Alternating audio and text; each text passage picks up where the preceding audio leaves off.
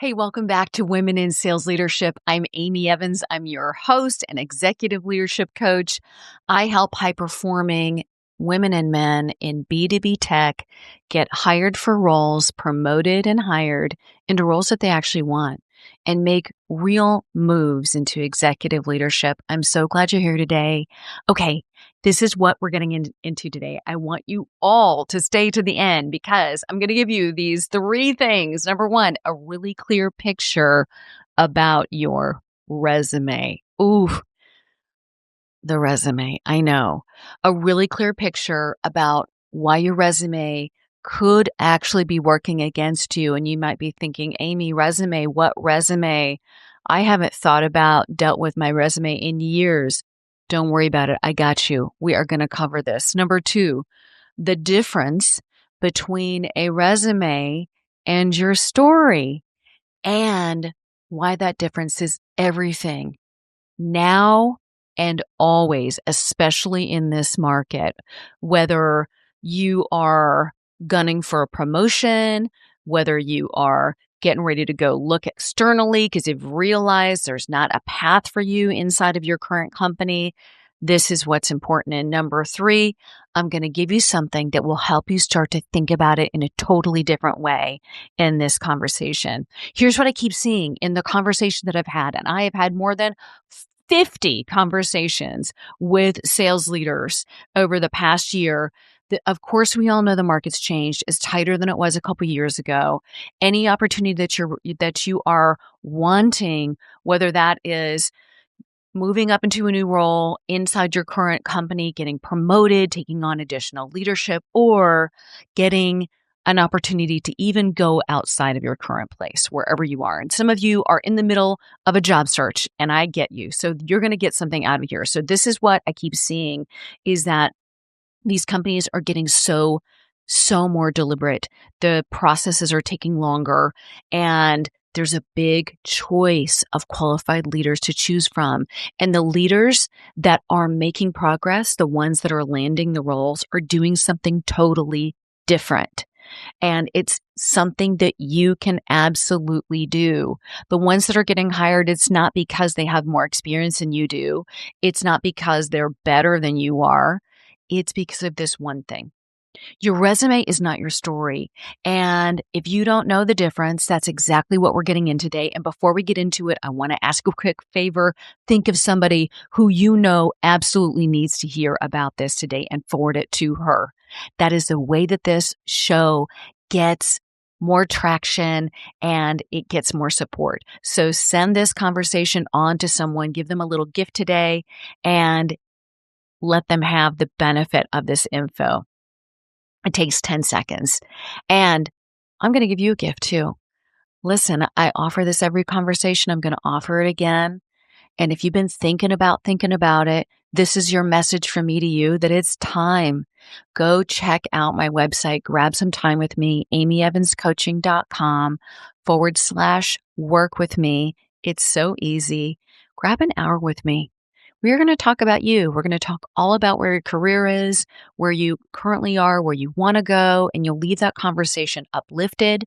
You'll leave that conversation with a sense of what needs to happen next, and you'll have clarity about what is going on. So getting straight into it, the problem that I'm seeing today, this is what's showing up on every single call. Folks have great track records. Really, you do. Because wouldn't be listening to this conversation if you weren't a high achiever, right? And so when you show up into these conversations where you're with someone who can promote you, you're with someone who can sponsor you, you're with someone who could potentially even hire you, and they ask you these questions about, tell me about yourself, right? And then almost always it's like you can feel the quarter goes into the jukebox and you start replaying this old song called Your Greatest Hits. And the greatest hits is a story that begins with, I don't know, some point early in your career. And then you talk about other stops along the way, roles that you had, companies that you were at, right? And I'm sure all of that is awesome. But the person who's receiving that conversation from you, they are hitting the snooze button. They are sitting there politely pretending to listen or pay attention. Meanwhile, they're really becoming frustrated because all you're doing is reading off a history of where you've worked, and it doesn't really represent you. So this is what you're going to get to have to, you'll get access to. And remember, this is all going down in like the first 2 to 3 minutes in the conversation, which is right when you're getting immediately judged. And the question they're asking themselves is, do I want to work with this person? Do I want to hear more? Do I believe they can do this job? Are they the person for my team? Am I going to take a risk on them? Am I going to bet on them? And this is what happens with high achievers especially, is that we are trained to say, all right, I'm going to go out there and smash it. I've got a track record of years and years and quarters of hitting amazing growth and numbers. And just take a look at my beautiful amount of times that I've hit all these amazing numbers. And it's over 100%. 98% of the time, or whatever percent of the time is, right? So there's this belief that if I just have the stats on there, if I just show them how many times I was over plan, that is a version of results speaking for themselves. Your results don't speak. You do. You do. And you will get to tell your story. So there is a total difference between your resume and that historical journey and the story. The resume is your title. It's where you worked. It's how long you worked there, your quota attainment. That's resume stuff. Story is the problem that you solved, the proof that you did it, and that you are built, that you are so prepared for what's next. You are the perfect person to come in and solve this current problem that whoever is talking to you has. And trust me, they have a problem, or else they wouldn't be trying to hire someone or promote someone, right? So one, your resume is like a list. The story is your case. It's what makes it come alive. It's what gets you remembered. And it has them talking about you after you wrap up the conversation that you're having. So these all come in terms of context. A story is all in the context. What's the context? I'll give it to you. So I'm going to give you an example of a story. I exceeded quota for 4 years. Okay. That's a statement. That's more like a resume situation. Like, look at me. I was over 100%. I went to President's Club or Achievers or whatever. I achieved X. Okay, cool. That's great. Instead of the I achieved or whatever number you hit, put the context around it. I rebuilt a team that was at 62% of quota when I joined them or took them over. And I turned them into a team that was hitting over 118%. And I did that in 18 months. And I did it by changing how we hired, how we onboarded, and how we coached. And that's exactly what I do when I work with teams. Can you hear the difference? One is this like, hey, I achieved a number. That's great. Tell the story. What happened along the way? What did it look like when you got there? What were the challenges that you faced? How did you overcome them? And it has to be a little short, sweet, like perfect little chocolate truffle of a bite-sized snack that has someone say, "Oh, that's so delicious. I really want more." I'm thinking about chocolate today, so you're welcome for that. So you can hear the difference in giving that context. The person who is landing these roles, they might not have the most qualifications, but they know how to make it clear that they know how to solve problems because they showcase, and you will be able to showcase. We can showcase it because you've got these stories. I know you do. You may say, Amy, I don't know. I don't have any stories. Come on now. I know you know better. Think about it. Think about it. I'm going to give you a minute. I'm so excited. I'm going to give you the keys to doing this in just a minute. So let's talk about what it is. And this is so straight up, like easy to remember because it's so easy and clear. Okay, so it's your framework. What happened? right? What was the specific problem that you have solved over and over again? I'm not talking about your job description. I'm talking about the actual thing that you solve for and that you're really excellent at fixing. And the way to get access to that is kind of thinking about, what was broken or missing when you arrived. Okay. So that's the what. Then we go to the why. Why solving this problem matters. Like, who cares? Who cares? And don't over assume that growing revenue is so obvious. Growing revenue is the problem that every business ever is always trying to solve. And they're trying to grow revenue at a consistent pace, at a forecastable pace that allows them to accurately hit their numbers for all their stakeholders and shareholders, and to do all the downstream operational planning that it takes to actually service those customers, right? So it's the growth. Don't take for granted that growth is part of it. And you can always quantify what that growth was. So why is critical. Now, who? You're the who. You are the who.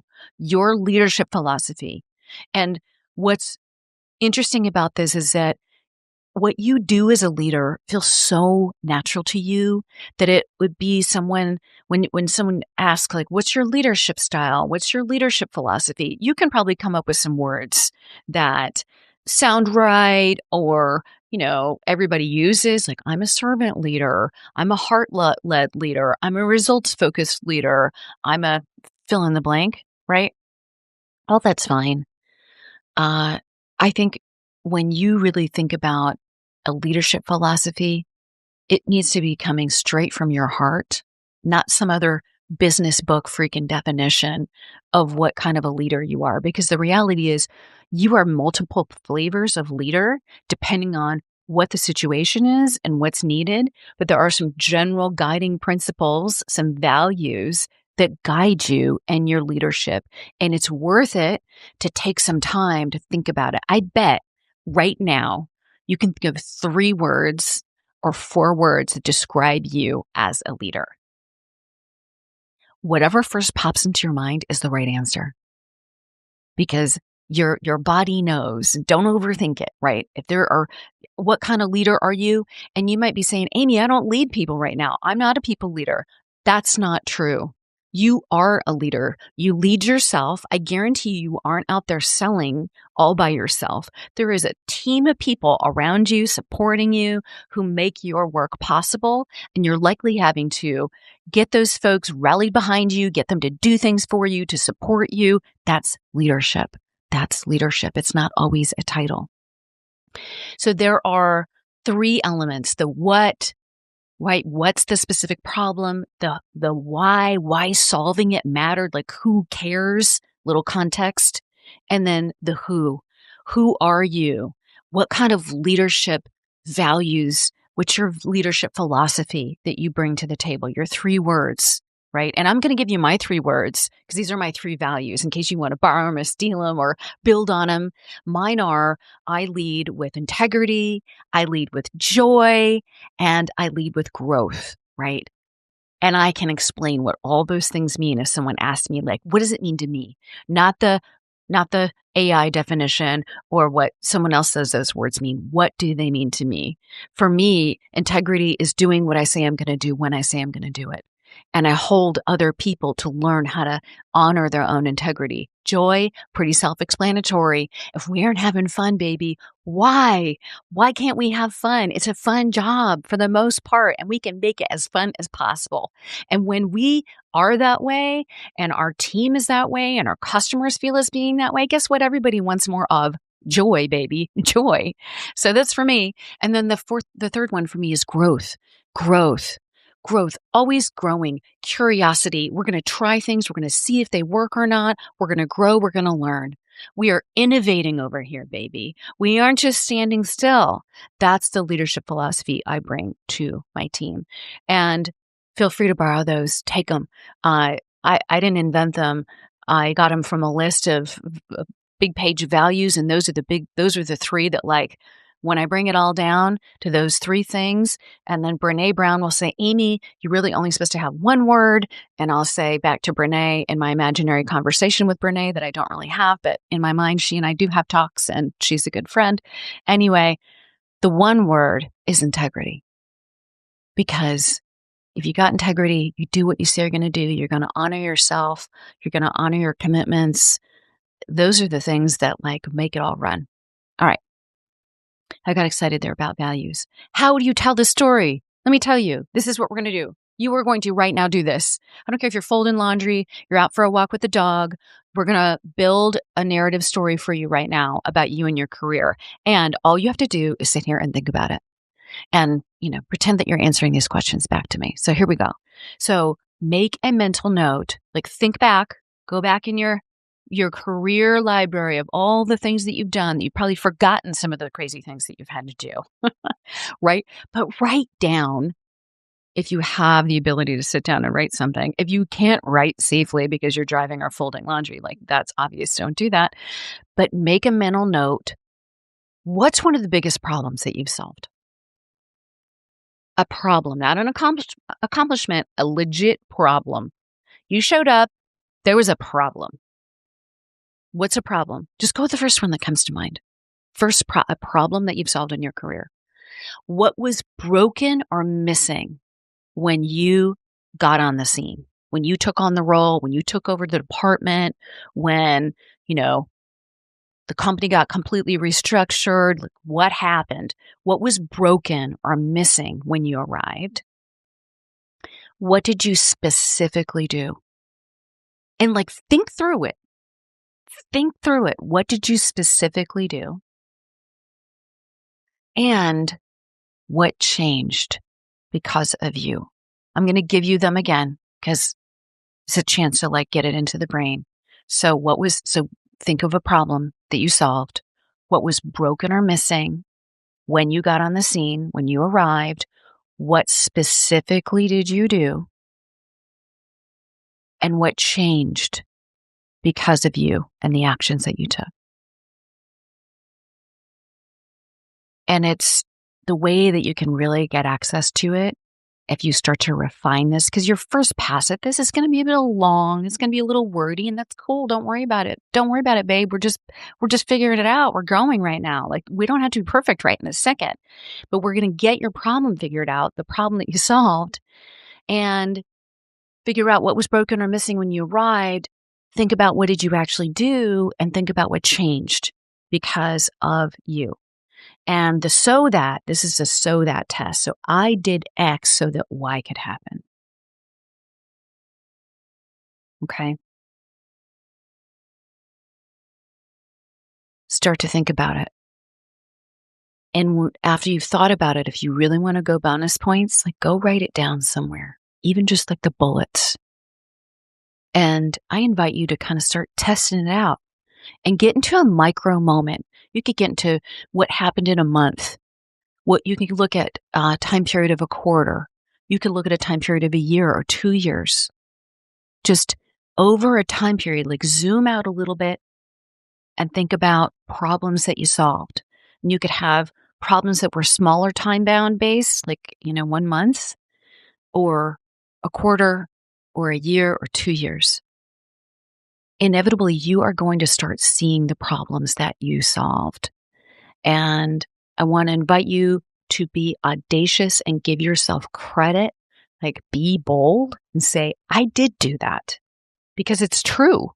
Okay. We're not here to make stories up. We're having integrity, but look at the things that you really did do and make note of it.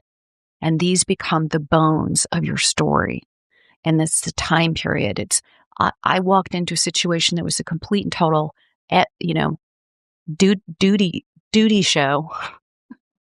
I don't know. It just happened. Okay. So we're going with duty.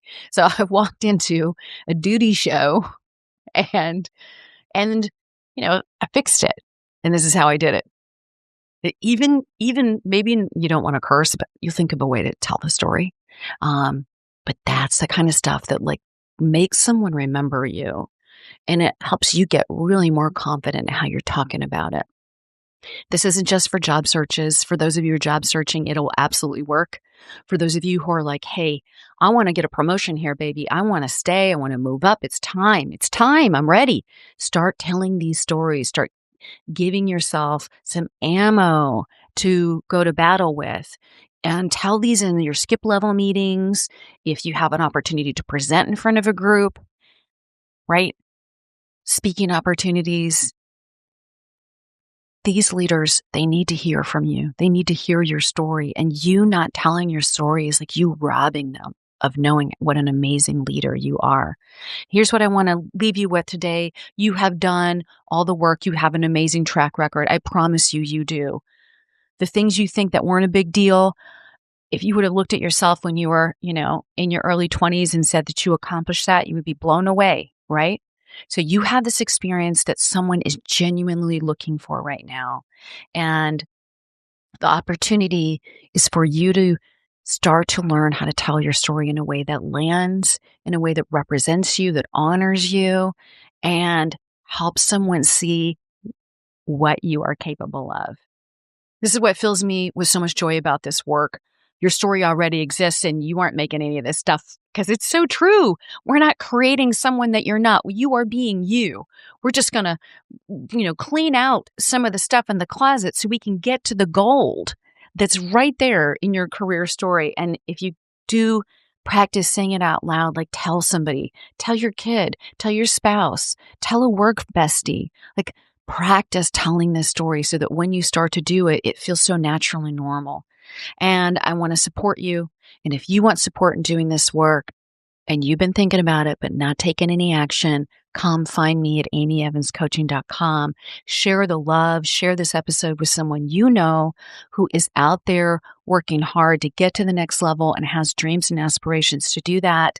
And if this episode landed really hard for you today and you know someone that it would resonate with as well, forward it to her. I will see you next time in Women in Sales Leadership. Stay well.